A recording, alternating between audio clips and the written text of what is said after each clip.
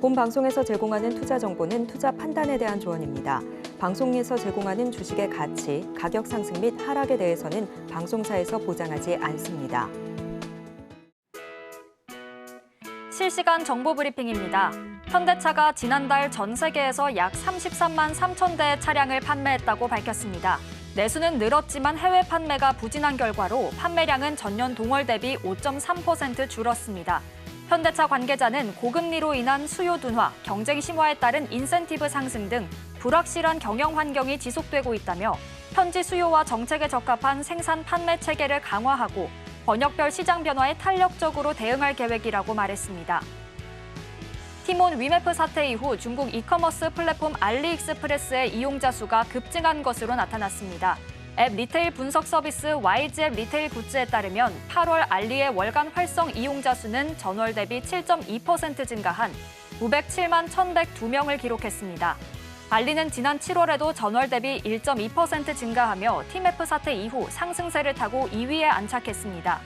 국내 1위 업체인 쿠팡은 0.5% 증가해 약 3,183만 명을 기록했으며 티몬과 위메프는 기존 6, 7위에서 8월에는 순위권 밖으로 밀려났습니다.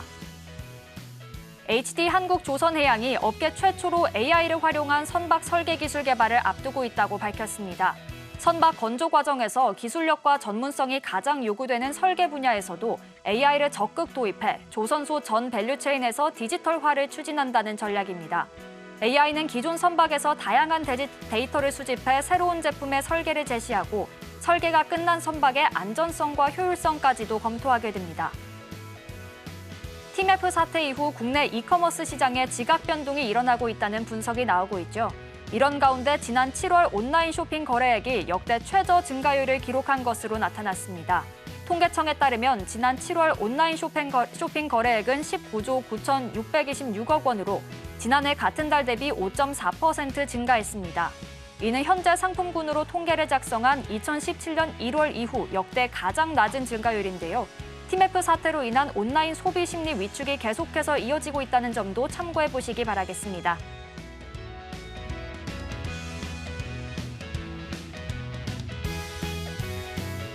시청자 여러분 안녕하세요. 주식포맨 진행의 박효진입니다. 자, 오늘 9월 첫 거래일, 오늘 우리 시장은 상승세로 마감했습니다. 장중 혼조세를 보이긴 했지만 오후 들어서 상승폭을 키우면서 양시장 모두 강보합권으로 마감을 했는데요. 특히 코스피 시장은 외국인이 6거래일 만에 순매수로 전환하면서 2,680선까지 회복을 했습니다. 또 최근 반도체주가 휘청이면서 2차 전지로 자금이 몰리는 모습이 포착이 되고 있는데요. 오늘도 역시나 2차 전지주가 강세를 보였습니다. 그런 가운데 오늘 밤 뉴욕 증시는 노동절을 맞아 휴장을 하고요. 또 이번 주 미국의 여러 고용지표 발표들이 예정돼 있습니다. 시장은 이제 미국의 9월 금리 인하의 폭을 결정할 고용지표에 주목하는 모습인데요. 오늘도 저희와 끝까지 함께 하시면서 현명한 투자 전략들 가득 챙겨가 보시길 바라겠습니다. 자, 그럼 먼저 오늘 시장 분석 도와주실 전문가님부터 바로 모셔보도록 하겠습니다. 이무학 전문가님 나와 계십니다. 어서 오세요. 네, 안녕하세요. 네, 전문가님 이제 9월이 시작됐습니다. 네. 오늘 9월의 첫 거래일이었는데 전문가님께서는 오늘장 어떻게 보셨는지 리그 컨디션부터 점검해 볼까요? 네, 9월 달 우려감이 많아요. 역사적으로 볼 때 이따가 말씀 좀 드리겠지만 9월 달에는 증시가 하락할 확률이 굉장히 높은 달입니다. 마크 트웨인이 얘기했었죠. 증시하기 특히 어려운 달이 몇 월 며칠 있다. 그 외에 다 있다. 이런 식으로. 그러니까 증시에는 확률 통계적으로 뭐가 딱히 안 좋다라고 할 근거도 명분도 없지만 일단은 지금 시장 분위기가 굉장히 좀 안 좋기 때문에 9월 첫째 거래일도 일단 자신 없게 출발하는 모습입니다. 요새 시장 분위기 좀 보면 두 가지가 있어요. 첫 번째는 지난주 유한양행이 일으켰었던 바이오주 강세, 시가총액 1위도 알테오젠이 갈아 끼우면서 오늘은 다시 에코프로비엠 1위를 다시 차지했지만 이런 식으로 바이오주들이 올라갔었고요.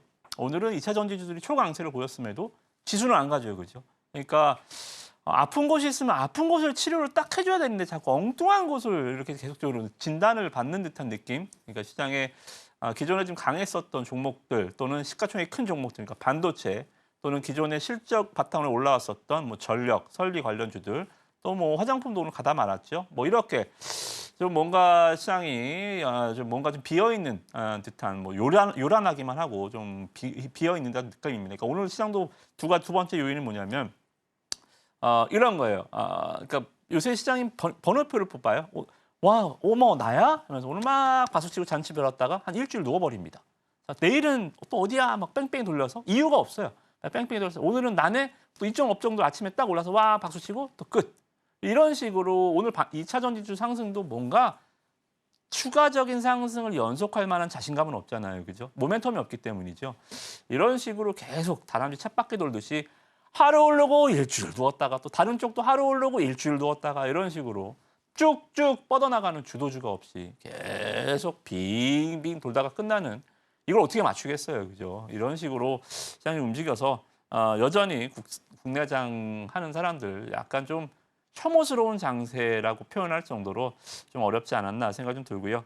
그래도 9월장은 뭐 우리나라 증시 또는 글로벌 증시도 마찬가지 주식의 가장 큰 전부라고 할 수 있죠. 그죠? 쌀 때 사서 비쌀 때 팔아라. 가장 큰 악재는 비싼 것이고 가장 큰 호재는 싼 것입니다. 그죠? 국내 증시가 과연 지금 비싼 것이냐 싼 것이냐 오늘 거기에 중점을 맞춰서 9월 시장 포커스를 맞추고 전략들을 세워드릴 테니까요. 오늘도 1시간 종목들 또 9월 한 달 또 어떤 종목군으로 전략을 세울지 저랑 같이 1시간 또 고민해 보시기 바라겠습니다. 뚜렷한 이유를 보이고 있지 않다 보니까 더 시장 흐름이 어렵다 하시는 분들 계실 것 같은데요. 우리 이무학 전문가님께서 매크로적인 분석도 항상 정확하게 해주고 계시잖아요. 오늘은 좀 저희가 어떤 내용들을 짚어보면 좋을까요? 그러니까 딱 보면 멀쩡해 보이긴 해요. 그러니까 우리 증시를 막 괴롭혔었던 금리, 물가 또는 뭐 여러 가지 변수들, 뭐 전쟁, 뭐 질병, 상수가 아닌 변수인들은 이제 좀 진정은 됐습니다. 그죠? 미국 대선도 뭐 이제 본격적으로 이제 뭐 TV 토론회가 9월 10일 날 있고 여러 가지 아직도 불확실성은 있지만 뭐 총격이나 뭐 사퇴 뭐 이런 식으로 변수인들은 제거가 됐잖아요. 자, 화면 보시면 국채금리도 이제 뭐 이번 FOMC 금리 인하가 기정사실화됐기 때문에 여기서 뭐 변동 요동칠 일은 최소한 없지 않았나. 잭슨홀도 끝났기 때문에 안정세, 유가도 전쟁 리스크는 뭐 크지 않지요, 그죠? 그래서 뭐 이란 이쪽은 뭐 무소식이 희소식이니까요. 중동 리스크도 없다 보니 하향 안정세를 계속 찾아가고 있고 그러니까 우리의 심리를 건드릴 만한 뭔가의 변수, 그러니까 축구 경기를 치면 막 바람이 엄청 불거나 막 비가 엄청 내리거나 우박이 쏟아지거나 이건 없다. 일단 날씨가 뭐 30도 예상했는데 뭐 24도네, 뭐 32도네 이 정도 경기하기에는 뭐 지장 없는 날씨를 계속 보여주고 있습니다. 원달러 환율도 뭐 크게 상관없다라고 그랬죠. 1,330원, 1,400원 여기서 계속 왔다 갔다 했기 때문에 여기 칠 때도 크게 의미가 없었고요. 여기 칠 때도 뭐 증시에 그렇게 큰 타격은 없습니다. 그래서 환율 보고 국내 주식하면 필망한다 말씀 좀 드렸죠. 연계성이 많이 떨어지기 때문입니다. 그래서 원달러 환율도 증시와의 괴리가 있기 때문에 우리가 외환시장 거래하시지 않는다면 환율은 오히려 좀 덫에 걸리기 쉬우니까요. 이것도 뭐 크게 분석 요인은 없다라고 보시면 될 것 같고요. 엔비디아죠. 엔비디아는 실적 발표하고 떨어졌습니다. 그러니까 우리가 지난 이벤트, 그러니까 공백 텀이 있어요. 지난주 엔비디아 실적 발표 그리고 우리 추석 연휴에 있을 FOMC 약 한 보름간의 텀이 있습니다. 여기에는 그게 그렇게 중요한 지표가 없어요. 근데 엔비디아가 호실적 발표했는데도 빠졌습니다. 저는 이거 보면서 에이 어차피 빠질 거였구나. 그죠? 뭐가 나와도 빠질 거였구나. 이런 거 있잖아요. 우리나라도 세론 뉴스라고 아무리 좋은 얘기가 나와도 일단 패고 보잖아요. 그죠? 유한양의 신고가 가기 전에 이 랭라자 얘기 나왔을 때 FDA 승인 나왔을 때 주가가 와 올라갔다가 그냥 두들겨 맞고 다음 날 이렇게 가다가 20% 이렇게 빵빵 올라간 거죠. 그죠? 그래서 엔비디아도 호실적은 나왔지만 뭐 어차피 빠질 세론 뉴스였다라는 측면. 그래서 엔비디아도 마찬가지 실적은 실망시키지 않았습니다. 그렇기 때문에 저는 뭐 크게 AI에 대해서 뭐 반도체도 그렇고 겁먹지 마시라는 말씀 반도체 쪽 다시 한번 말씀 좀 드리고요. 알파벳 최고 경영자 여러분들도 요거 굉장히 멋진 말을 저는 이번 이 알파벳 구글이죠. 컨퍼런스 콜에서 들었습니다. 이 CEO가 뭐라고 했냐면 투자를 굉장히 많이 하는 게 리스크가 큰 게 아니고 아무것도 AI에 대해 투자를 안 하는 게 훨씬 더 큰 리스크다라고 말을 했어요. 그러니까 이번 뭐 실적 발표 이후에 여러 가지 빅테크, M7도 마찬가지, AI에 대한 투자 축소 이런 것을 발표한 기업은 단 하나도 없죠, 그죠? 오히려 오픈 AI 자금 조달 방안에 나도 투자할게, 나도 투자할게, 서로 줄 서서 그죠? 투자한다는 얘기가 많이 있습니다. 그래서 걱정하지 않으셔도 되는 부분 하나 말씀 좀 드렸고요. 9월 달에 여러분들이 걱정하시는 게 이거더라고요. 제가 항상 느끼는 바지만 9월 증시 부진. 그러니까 우리가 이 5월 달에 셀인 메이에서 5월은 주식하지 말아라. 9월은 증시가 부진하다. 이런 얘기들. 그리고 여름 오면 썸머 랠리, 겨울 오면 산타 랠리, 연초 오면 제니얼 이펙트. 뭐저라는 말입니까? 그죠? 그게 다 맞으면 뭐 1월 달, 8월 달, 12월 달 주식하고 뭐 5월 달, 9월 달은 주식 안 하면 돈 버나요? 그런 거 아니거든요. 그죠? 그래서 이거는 뭐 숫자일 뿐이지. 그렇게 뭐 이게 이 9월 달에 통계적으로 미국 나스닥이 2.3%로 많이 빠졌었어요. 그러니까 2000년 이후 통계학적으로 9월 달에 나스닥이 가장 많이 빠졌더라. 뭐 이런 얘기지. 국내 증시 그러면 국내 증시가 뭐 나스닥 따라서 신고가 같습니까? 그런 것도 아니기 때문에 이 데이터는 여러분들 그렇게 겁먹지 마시라는 게 통계학적인 이유다라고 보이면 될 것 같고요. 이 이유를 제가 좀 말씀 좀 드렸다 보면 12개월 선행 PR 저는 이거 뭐 말도 안 된다고 봐요. 그러니까 우리가 지지난주였나 이제 블랙 먼데이 때 하락의 이유를 몰랐잖아요. 우리가 서킷 브레이커, 사이드카는 많이 1년에 한 3-4번 발동됩니다. 근데 서킷은요. 10년에 한 3-4번 발동될까 말까 해요. 근데 서킷이 아무 이유 없이 발동됐다? 이거는 거의 국내 증시 역사적으로 IMF, 금융위기, 뭐 이런 뭐 9.11 테러 이런 것들 말고는 이렇게 힘없이 빠진 적이 없었거든요. 그렇게 이유 없이 빠지니까 한 번에 올리진 않았지만 거의 다 회복은 지금 금세 했잖아요. 그죠? 자, 그러면 또다시 제가 사례를 보여드릴게요. 우리나라 PER이 8.7배, 물론 선행이긴 합니다. 12개월 포워드 이후 1년 후에 가이던스거든요. 그죠? 8.7배라는 것은 금융위기 때, 2008년, 그리고 유럽 재정위기 때, 그리고 미중 무역 분쟁 때, 코로나 때는 뭐 다 작살 났었으니까요. 그죠? 근데 아이러니하게도 코로나 때 가장 큰 유동성 랠리가 왔었죠. 그죠? 어찌됐든 코로나 팬데믹 때, 그리고 긴축 때, 이렇게 최근 20년간 한 5번 정도 외에는 선행 PR이 9배 이하로 내려간 적이 없어요. 그러니까 지금 국내 증시가 얼마나 어려운 상황인지 미국 증시와의 디커플링, 그러니까 여기 보시면 이게 이렇게 벌어져 있는 적이 크게는 없거든요. 그러니까 당연히 기업은 실적과 주가는 같이 가는 거잖아요. 앞서거니 뒤서거니 하지만 결국은 만나게 돼 있잖아요. 그죠? 근데 지금 완전히 결별한 상태입니다. 그죠? 거의 이혼할 수는 없지만 분가한 정도 상태, 아예 만날 생각이 없는 정도에. 그러니까 국내 증시 하는 사람들이 지금 이 국내장은 이거 하는 거 아니야. 그도 그럴 것이 맨날 제비뽑기 하고 있잖아요. 오늘은 2차 전지, 내일은 바이오, 내일은 뭐야? 뭐 또 이런 식으로 맨날 테마주들 이런 식으로 그죠? 그래서 이런 부분들이 빨리 좀 해소가 좀 될 때 국내 증시가 빠르게 또 이 갭을 축소해 나가는 과정이 좀 보여주겠다라고 보이고요. 저는 그것도 9월 달에도 뭐 가능하지 않을까 생각이 듭니다. 빠질 게 없으면 올라가거든요. 지금 주식 주가들 고점 노리 전력 설비주들, 화장품주들 실적 좋은데 왜 못 올라가요? 더 올라갈 이유가 없으니까 안 올라가는 거잖아요. 그죠? 오늘 반도체 2차 전지주들 왜 올라갔어요? 더 빠질 이유가 없으니까 올라간 거 아닙니까? 그죠? 국내 증시 더 빠질 이유는 저는 없다라고 봅니다. 그래서 일단은 이게 상승 요인 중에 하나가 지수의 하방 경직성이에요. 8.7배 수준 이익 훼손 속도. 삼성전자 하이닉스 3분기 실적 안 나올 것 같습니까? 그 3분기 실적 안 나올 거라고 말하는 사람 단 한 명도 없습니다. 그런데 주가는 안 가잖아요. 그죠? 그런 거예요. 지수 하방 경직성. 잭소널 미팅 안도감이 있고요. 그리고 이익 피크아웃이 지연됐습니다. 그리고 뭐 하락 요인은 그냥 상수예요. 뭐 그냥 휴가 많으니까, 쉬는 날 많으니까 안 갔지. 그죠? 실적 모멘텀. 아니 실적 시즌 끝났는데 무슨 실적 모멘텀이 있어요. 그죠? 그리고 미국 대선 노이즈. 이거는 뭐 4년 만에 한 번 있는 이벤트잖아요. 그죠? 그래서 저는 상승과 하락 요인, 이벤트적인 측면에서 봤을 때도 상승의 가능성이 훨씬 높다. 가장 주식의 간단한 논리지요. 쌀 때 사서 비싸게 팔아라. 그죠? 지금은 빠질 구간이 없다라고 좀 보여지고요. 저는 가장 좀 중요시하는 게 뭐냐면 이 러셀 2000 지수를 제가 계속 말씀드립니다. 그러니까 미국의 M7이 저는 더 갈 것 같지는 않아요. 그러니까 이 국내 주식 시장의 갭 축소는 이어질 것 같은데 그러면 예전처럼 작년처럼 또 엔비디아가 또 300% 더 가냐? 뭐 또 M7에서 뭐 구글, 메타, 아마존, 테슬라 이런 종목들이 또 시장을 쭉 끌고 가냐? 그러진 않는다고. 저는 이제 가느긴 가지만 변한다. 컬러가 변한다. 뭘로? 자, 여기입니다. 러셀 2000 지수. 러셀 2000 지수가요. 코로나 팬데믹 이후 2021년도 2200포인트 찍고요. M7 갈 때 안 갔습니다. 나스닥도 똑같아요. 상승 종목이 더 많았어요? 아니요. 하락 종목이 훨씬 많았어요. 그냥 M7이 다 밀어 올린 거예요. 다 이렇게. 그죠?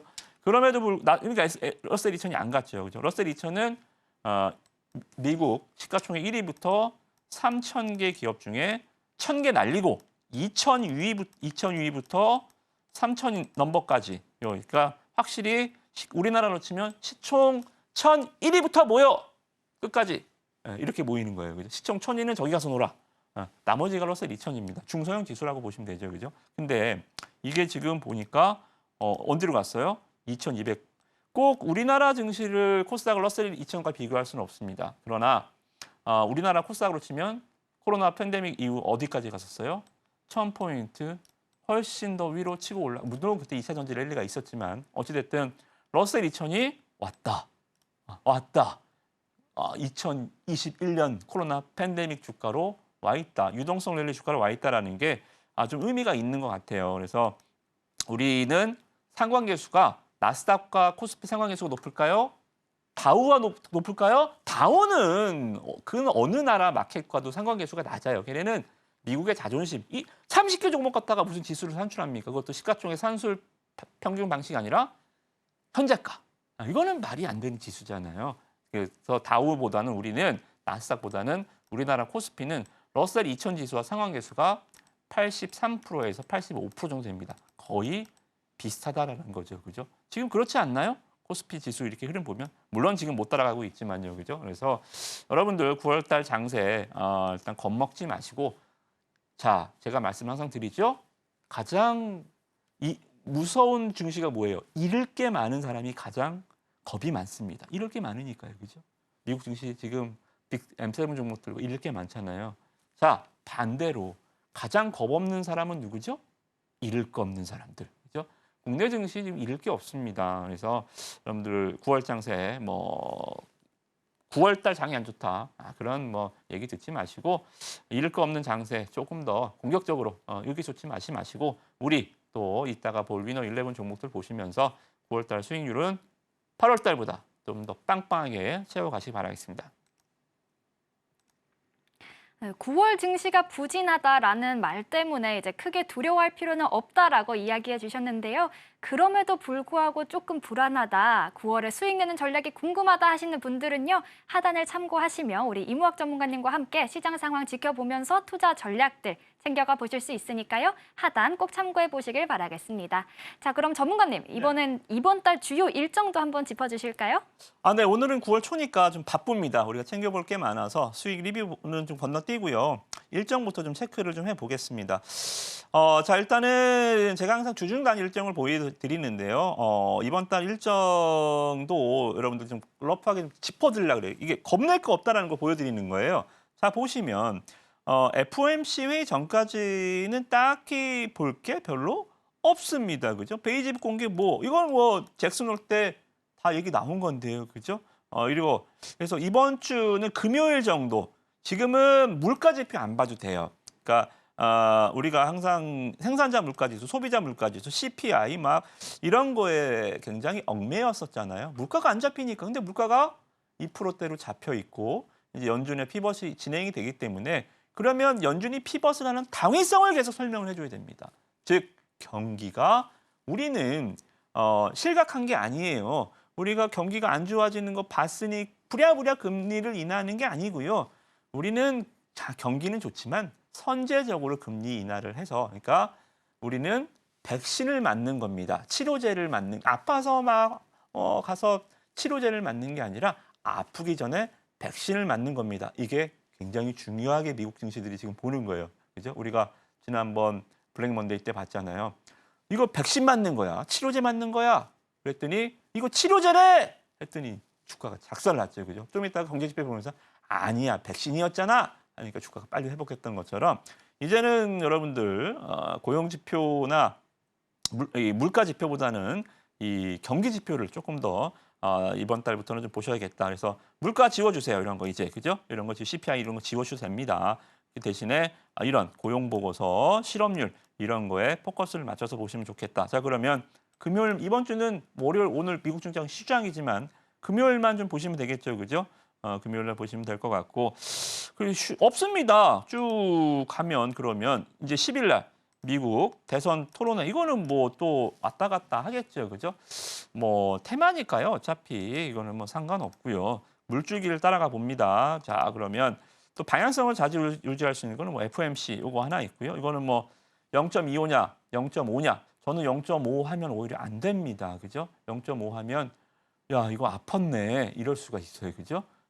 다시 말씀드리면 백신이어야 됩니다. 아프기 전에 맞는 주사여야 돼요. 0.5는 아프다라는 거거든요, 그죠? 그래서 이거 0.25가 나올 때 오히려 안정세를 찾을 수 있다라고 좀 보여지고요. 우리는 어차피 휴장이잖아요. 우리 추석 연휴가 18일까지니까 우리는 여기서 휴장을 하고요.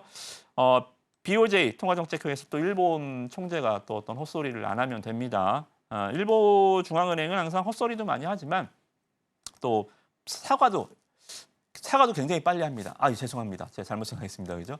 그래서 이것도 뭐 크게는 의미 없을 것 같고 쭉 가보면 FOMC 하나 있고 그러니까 징검다리죠. 쭉 그러니까 선생님이 학창 시절에 시험 문제 낼 때 몇 페이지에서 몇 페이지 요거 보고 자, 안 중요하니까 쭉 건너뛰어.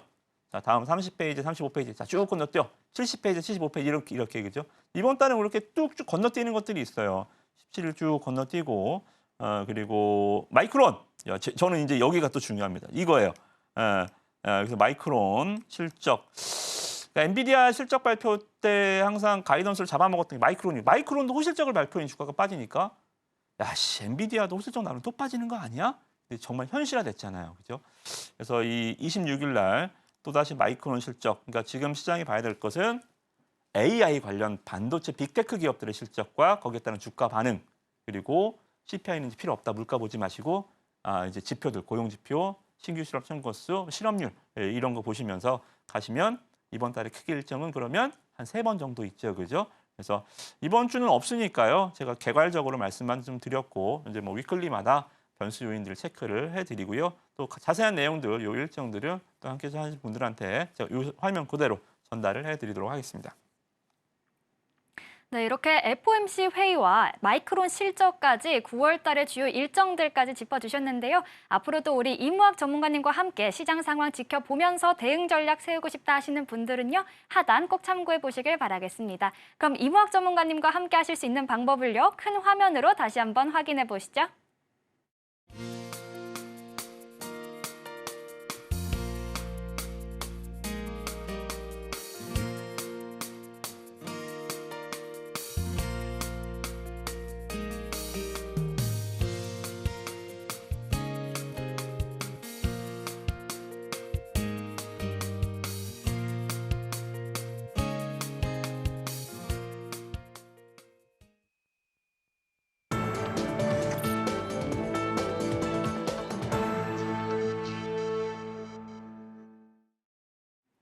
매주 월요일은 우리 이무학 전문가님께서 최정의 종목들로만 꾸린 위너 11 군단으로 포트폴리오 전략을 세워주고 계신데요. 과연 이번 주들은 또 어떤 종목들이 선발이 됐을지 이번 주 라인업부터 바로 확인해 보도록 하겠습니다.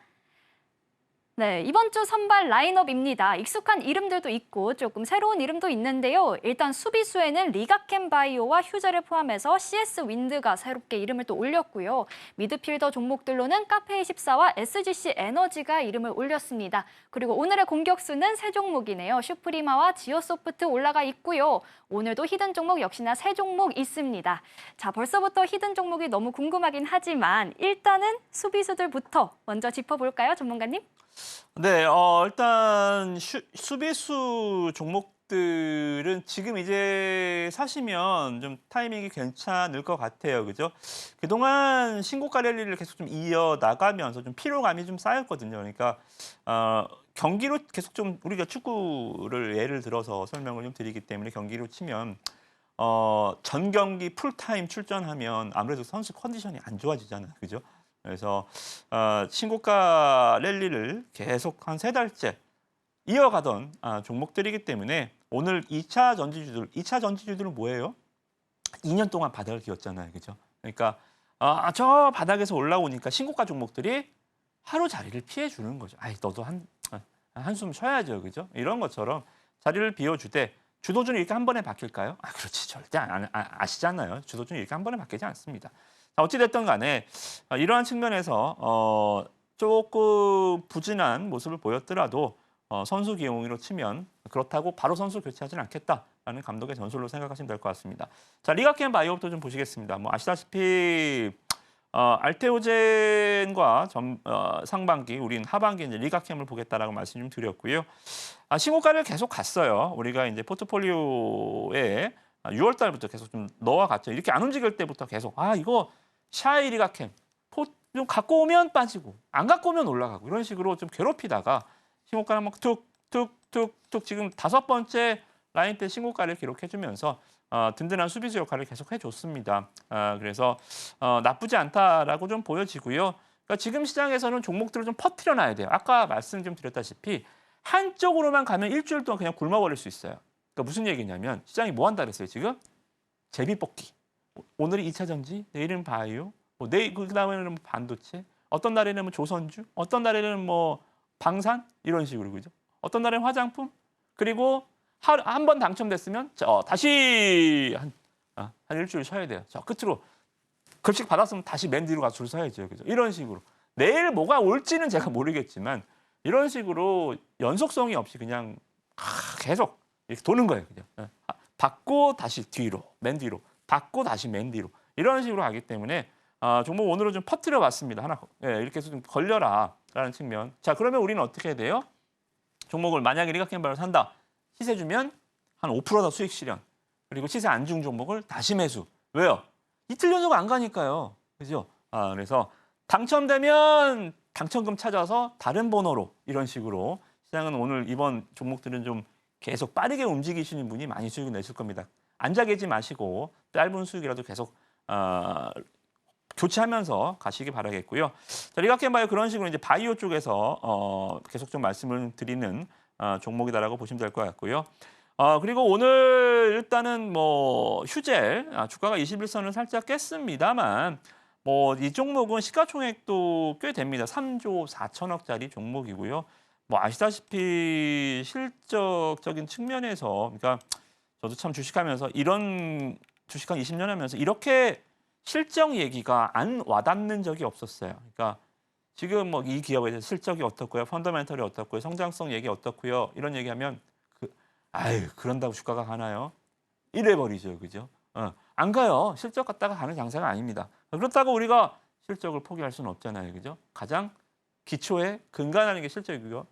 결국은 실적주는 갑니다. 아시잖아요, 그죠? 저는 그래서 항상 우리 방송 또 시청자분들한테 말씀 좀 드리는 게 온라인, 오프라인 다 똑같이 말씀 좀 드립니다. 시장은 라이어입니다. 항상 시장은 여러분들한테 거짓말을 합니다.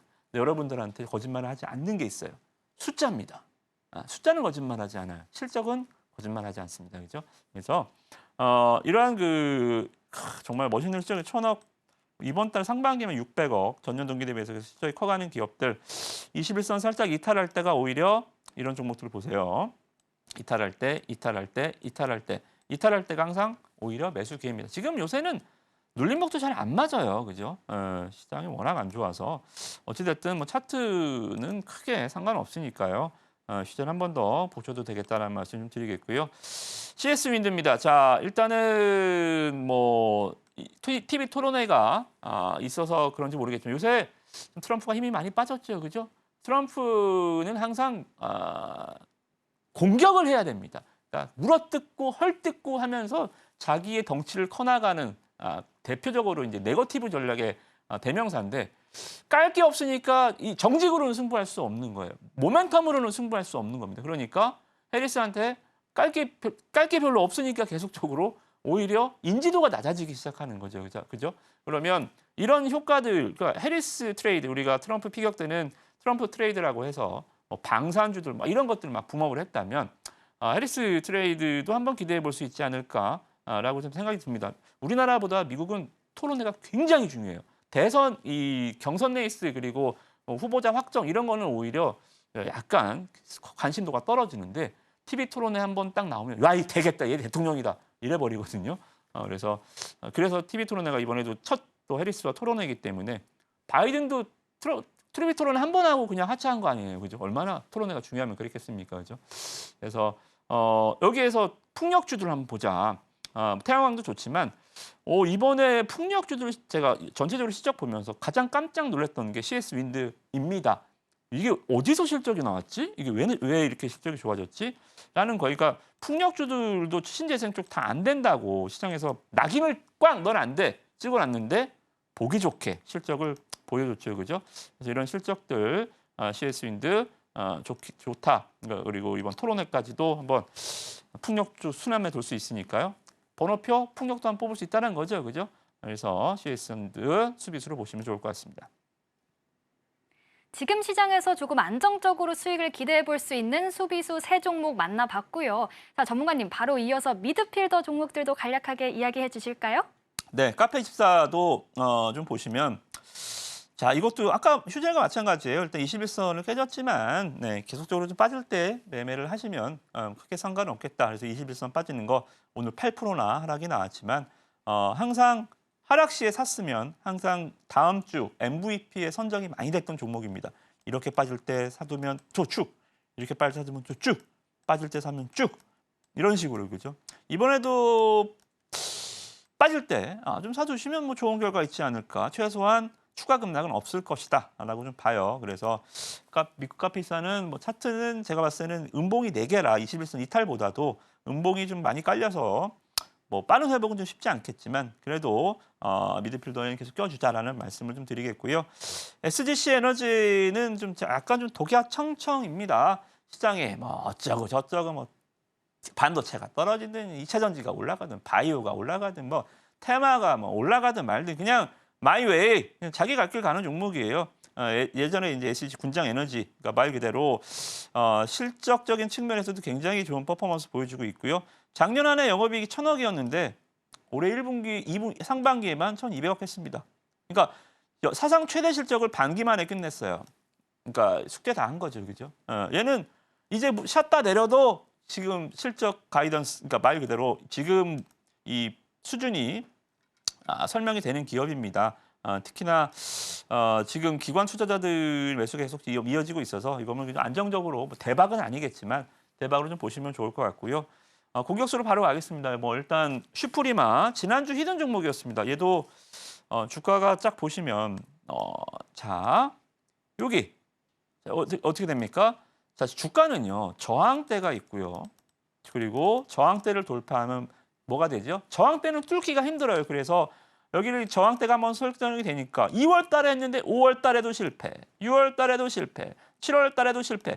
거의 반년 만에 뚫었습니다. 반년 만에 뚫으니까 어떻게 돼요? 야, 내가 반년 개고생해서 여기까지 왔는데 이제는 못 내려가겠다. 이렇게 되는 거예요. 그래서 차트가 장기간의 저항대를 뚫으면 그 저항대가 뭐가 되냐면 이제 지지대가 됩니다. 지지대가. 그래서 여기는 이제 뒤로는 안 밀려요. 웬만하면. 그죠? 지수도 그렇지만 종목도 마찬가지입니다. 반대의 경우도 있어요. 죽어라 지지받았던 가격이 한번 뚫리잖아요. 그러면 이제 여기는 못 들어갑니다. 지지대가 저항대로 바뀌기도 해요. 그러면 추세가 완전 망가져 버리는 경우도 많죠. 그죠? 그러나 이렇게 상방으로 좀 치고 가고 있는 기업들 좀 말씀 좀 드리고요. 뭐겠어요? 테마입니까? 예, 뭐 2차 전지 뭐 이런 종목이에요? 아니죠. 그죠? 실적주입니다. 그래서 너무 흔해서 우리가 몰라본 글로벌 넘버원 기업이다라고 말씀 좀 드렸죠. 실적 보세요. 그죠? 영업이익 올해 상반기에 89억만 해놨습니다. 105% 더블링한 실적 보여줬고요. 그리고 뭐 계속적으로 실적이 하반기에도 좋아질 기업이기 때문에 관심 있으신 분들은 저항대 뚫어놓고 지금 쉬고 있을 때 바로 매수해 주시면 좋겠다라는 말씀 드리고요. 지어소프트를 한 번 더 좀 말씀 좀 드려보면 혹시 우리 앵커님 오아시스 혹시 아시나요? 아니요. 오아시스. 어떤 건가요? 오아시스. 네. 마켓컬리. 네. 오아시스. 이렇게 이 신선식품. 그러니까 우리가 좀 마켓컬리는 많이 알잖아요. 네. 광고에서 많이 보셨죠, 그죠? 그러니까 좀 특화된 뭐 우리가 TMF 사태도 봤지만 뭐 이런 그 풀필먼트 사업, 그러니까 우리가 배송을 전문적으로 하지만 신선식품만 전문적으로 아침에 그러니까 이 농산 시장과 바로 직계약을 맺어서 여기서 따서 바로 여러분들 집 앞까지 갖다 주는 거예요. 그렇죠? 이런 식으로 특화된 사업을 비즈니스 모델을 갖고 있습니다. 지오소프트의 매출은 95% 이상이 연결 기준에서 이 지오소프트의 95% 이상 실적이 바로 이 오아시스에 나오고요. 오아시스를 모르시는 이유가 뭐 시청자분들도 아시는 분 계시고 모르시는 분 계시겠지만 모르시는 분들이 많은 이유는 뭘까요? 광고를 안 해요. 오아시스 광고 보셨어요? 본 적 없는 것 이 시장에 광고 한 번 안 하고 이렇게까지 왔다라는 것 자체가 기업의 경쟁력이죠, 그죠? 그래서 광고 한 번 없이 이 정도의 시장 점유율을 차지하고 있다라는 것 자체가 이 정도의 실적 퍼포먼스를 보여주고 있다는 것 자체가 굉장히 인상적이다라고 좀 보여지고요. 실적 보시면 지오소프트는 소프트웨어 기업입니다. 이 오아시스가 상장을 안 했기 때문에 오아시스를 투자를 못 해요. 오아시스 하려면 이거 사야 됩니다. 자, 그죠? 이 종목도 자 보세요. 지금 이 TMF 사태에서 보셨겠지만 경쟁사들이 지금 뭐 여러 가지 문제점으로 다 죽어나가고 있습니다. 문제점들이 많이 발생을 한 거죠, 그죠? 자, 그런 고객들이 어디 가겠어요? 자, 이런 신선식품 쪽은 최대한 이쪽으로 오지 않을까요? 자, 이 실적 보십시오. 150억, 155억. 자, 쿠팡도 영업이 흑자 전환한 지 얼마 안 됐어요. 그죠? 그럼에도 불구하고 이렇게 바로 적자의 흑자폭을 키워나가면서 305% 증가했다고요? 저도 오아시스 한번 시켜보려고요. 그죠? 얼마나 좋길래. 저도 한 번도 시켜보진 않았는데. 그래서 오아시스의 이러한 그 뭐 꼭 TMF가 망해서가 아니라 경쟁사의 뭐 이거 완전 그러니까 이 시장 자체가 완전한 이 레드오션 시장이어서 막 이렇게 싸우다가 이제는 완전히 정리되는 거잖아요, 그죠? 여기 살아남은 기업들이 이제 다시 승자 독식의 시장으로 갈 겁니다. 그래서 최소한 신선식품 쪽에서는 마켓컬리보다는 오아시스, 지오소프트 이렇게 공격수로 보시면 좋을 것 같습니다. 지금 시장에선 종목들을 좀 다양하게 분산시켜두는 게 좋다라고 말씀을 해주셨는데요. 오늘 언급해주신 이 다양한 종목들 공략하면서 수익까지 내보고 싶다 하시는 분들은요. 꼭 타단 참고하셔서 임무학 전문가님과 함께 해보시길 바라겠습니다. 자, 그럼 이어서 바로 오늘의 히든 종목 살펴볼 시간인데요. 자, 전문가님, 오늘은 어떤 종목 준비해 주셨을까요? 네, 오늘 일단 히든 종목은 역시 2차 전지 해야죠. 2차 전지 이제 2차 전지 또 언제 번호표 뽑을지 모르니까 2차 전지 쪽 하나 하고 반도체도 또 하나 해볼 예정입니다. 그래서 오늘 시간 되는 대로 히든 종목을 말씀 좀 드리겠고요. 그리고 히든 종목은 오늘 종목명을 공개해드리진 않습니다. 왜? 그만큼 더 중요하고요. 여러분들의 이해도를 조금 더 높여야 된다. 이렇게 좀 봐요. 그래서 학창 시절 뭐 수학 문제를 치면 계속 말씀 좀 드리죠. 선생님이 풀어주는 거 쫙 보면 그렇지. 근데 막상 풀려고 그러면 도저히 답이 안 나오죠, 그죠? 그런 것처럼 여러분들 제가 종목을 일단 설명부터 드리고 여러분들의 잊어버리지 않게 그리고 종목을 꼭 매매한 수익 나실 수 있게 종목명은 우리 또 함께 하시는 분들한테 제가 준비한 자료들과 더불어서 같이 해답집을 드리려고 합니다. 자, 해볼까요? 자, 일단은 2차 전지 쪽 좀 보시겠습니다. 오늘 2차 전지주들이 상승한 이유도 약간 좀 어리둥절했죠. 그러니까 아침에 빵 떴다 그냥 쭉 내려갈 줄 알았는데 오랜만에 그냥 종가까지 뒷심을 쫙 발휘해 주더라고요. 그래서 와, 이거는 좀 의미가 있다. 2차 전지주가 의미가 있어서가 아니고 그래도 시장에 뒷심이 이렇게 보여주는 업종이 있었네? 라고 좀 봤거든요. 그래서 이왕이면 좀 다홍치만 하고 이 2차 전지에서도 좀 시장의 이 이슈와 좀 결합될 수 있는 매치가 될 수 있는 거 뭐가 있을까요? 화재죠, 그죠? 자동차, 전기차, 화재. 그래서 참 시기적으로 화재의 노이즈가 아직 가라앉지 않았는데 2차 전지주들이 가서 그러니까 호재가 나왔을 때 못 가는 거는 약간 아예 어렵겠구나라고 보는데 악재가 나오는데 가는 거는 이거 봐야겠는데 이렇게 되는 거잖아요, 그죠? 그래서 이왕이면 2차 전지 쪽에서도 이쪽으로 좀 보시면 좋겠다.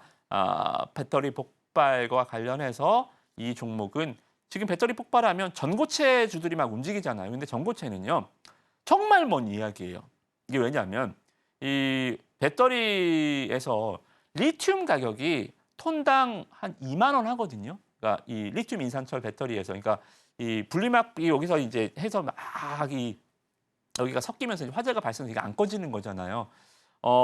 그렇다고 뭐 분리막을 뭐 이렇게 뭐 엄청나게 잘 만들 수는 없는 거니까. 자, 그러면 이걸 전고체로 만들면 불이 안 나는 건 맞습니다. 자, 근데 전고체로 하려면 이 황화수소, 화가물계 이 자원을 써야 되는데 이게 톤당 얼마냐면 1,600만 원이에요.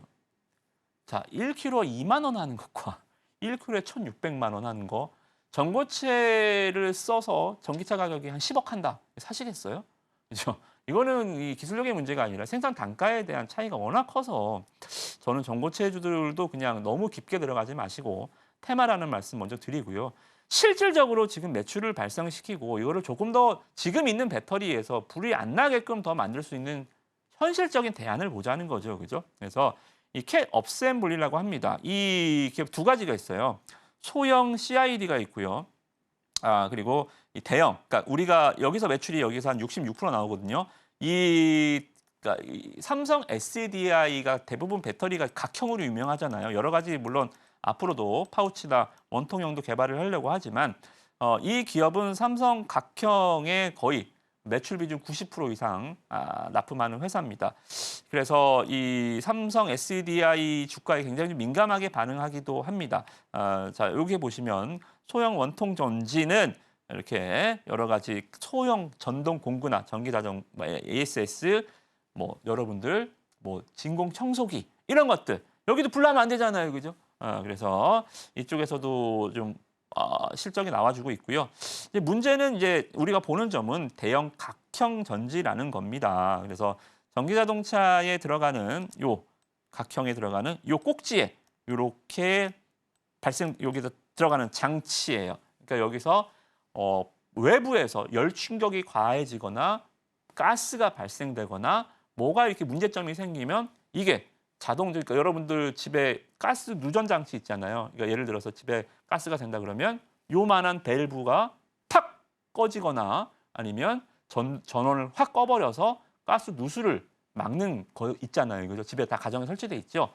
얘가 바로 그 제품 2차 전지를 치면 배터리 각형 배터리의 요 부품을 만든다라고 보시면 됩니다. 그래서 이 부분들을 좀 보시면 좋을 것 같다라는 말씀 먼저 드리고요. 전 공정을 다 하고 있고요. 셀 업체라고 치면 자 보시면 자 2차 전지 캐즘 하는데요. 이 기업은요. 2023년도 영업이익이 오히려 늘었습니다. 작년에. 자 그리고 올해 1분기, 2분기, 상반기 영업이익 164억 0.9%밖에 줄지 않았어. 거의 작년에 했던 거 거의 똑같이 했다는 거죠. 캐즘입니까? 얘는 캐즘이 아니라는 거죠. 그죠? 제일 실적 좋고 제일 싼 기업이에요. 근데도 주가는 잘 못 가요. 왜? 삼성 SDI의 충성. 삼성 SDI가 고정 매출적. 매출률이 너무 높아요. 그래서 약간의 그런 좀 노이즈는 있지만 반대로 생각해 본다면 든든한 우군과 같이 가는 거 아니겠습니까? 그죠? 자, 밑에 보이시는 실적은 뭐냐면 이거 어떤 실적일까요? 한번 여러분들 잠깐 맞춰보실까요? 방송에 막아뜨면 안 되니까 바로 말씀드리겠습니다. 1초. 어떤 기업일까요? 자, 1,100억, 3,800억, 1,500억 내다가 캐즘! 이 상반기에 106억밖에 못 냈습니다. 영업이익 95% 감소했어요. 이 기업 어떤 기업입니까? 에코프로 BM입니다. 우리나라 코스닥 시가총액 1위를 오늘 다시 차지한 기업이죠. 자, 이 에코프로 BM 시가총액 얼마입니까? 16조예요. 에코프로 BM 실적 다시 한번 말씀 좀 드릴게요. 뭐 다 아시는 얘기겠지만 이 에코프로 1위 기업 시가총액 16조 4천억입니다. 16조 4천억. 자, 이 영업이익은 오히려 얘가 더 나왔다니까요. 164억 상반기에 이 기업 시가총액 얼마입니까? 이 기업 시가총액 3조 아닙니다. 3,300억밖에 안 돼요. 얼마 차이 나요? 50배 차이입니다. 50배. 50배 차이 난다고요. 말이 됩니까? 그죠? 그래서 물론 이 셀과 모듈과 또 여러 가지 뭐 소재와 프리미엄 차이 그리고 뭐 공급망의 차이 여러 가지가 있겠지만 단순하게 숫자만 보더라도 50배 차이는 너무하다라는 거잖아요. 그죠? 50배 차이는 너무하다. 그래서 오늘 2차 전지 상승이 나왔길래 이거 안 가면 뭐가 가야 됩니까? 저는 그렇게 오히려 반문을 드리고 싶고요. 기관 투자자들 매수가 계속 들어오고 있습니다.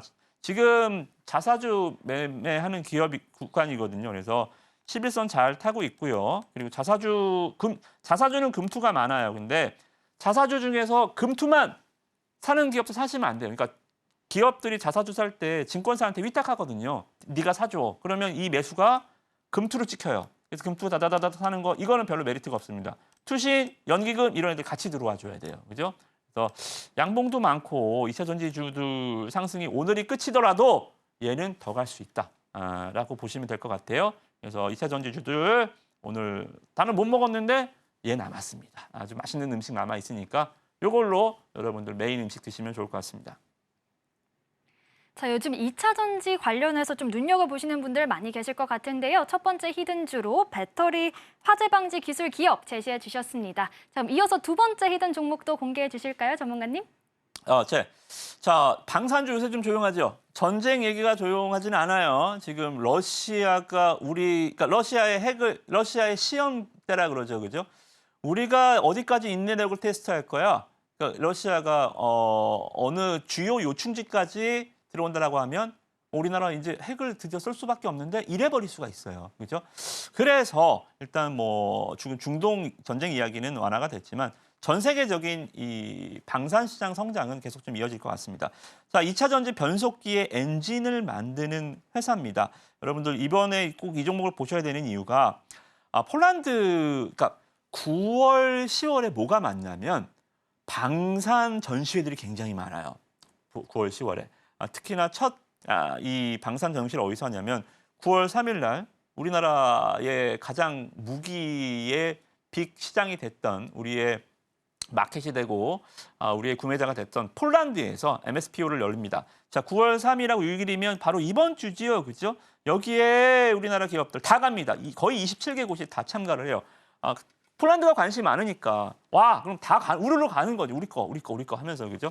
그래서 또 호주에서도 있고 뭐 계속 있어요. 제가 이것만 잘라왔는데 이거는 다음 주에 다 소개해드릴게요. 일단은 가장 폴란드의 얘기가 있기 때문에 이 부분 좀 보시면 좋을 것 같다라는 말씀 먼저 드리겠고요.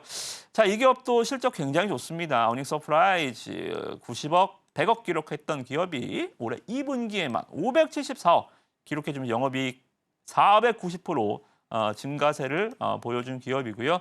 자, 이 기업은 기술적으로 좀 제가 재밌는 게 뭐냐면 요새 방산주는 잘 안 가잖아요, 그죠? 방산주가 약간 핑퐁하면서 가지 않아요. 그러니까 방산주가 같이 가는 종목들 몇 개 있죠.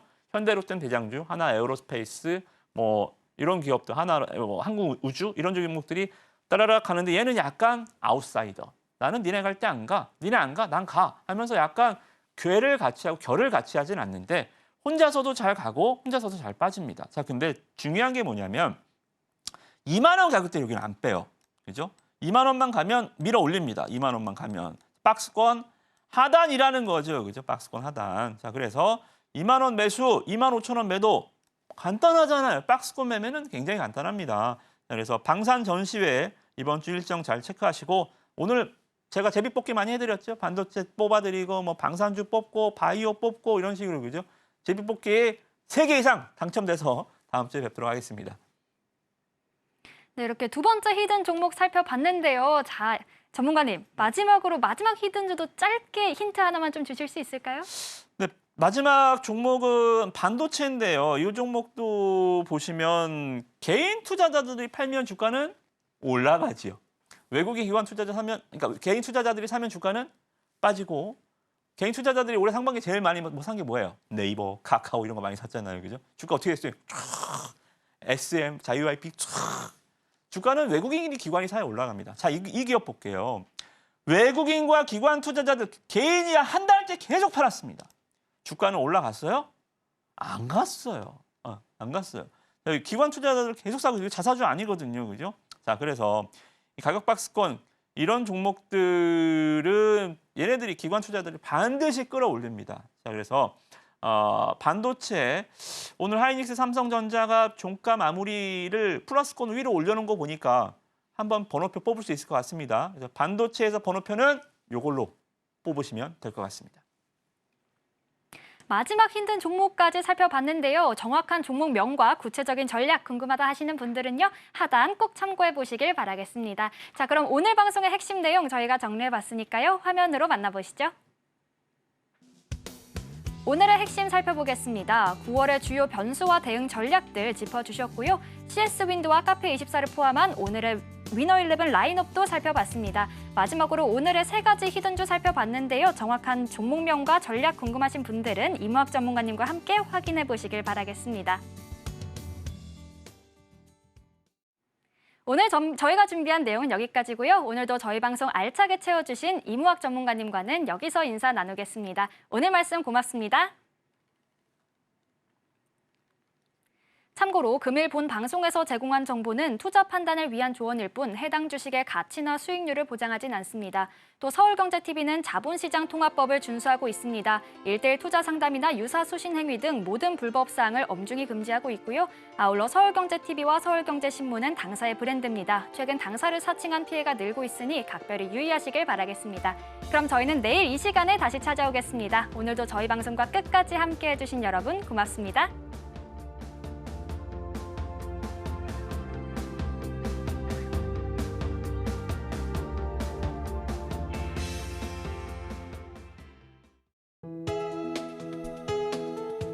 본 방송에서 제공하는 투자 정보는 투자 판단에 대한 조언입니다. 방송에서 제공하는 주식의 가치, 가격 상승 및 하락에 대해서는 방송사에서 보장하지 않습니다.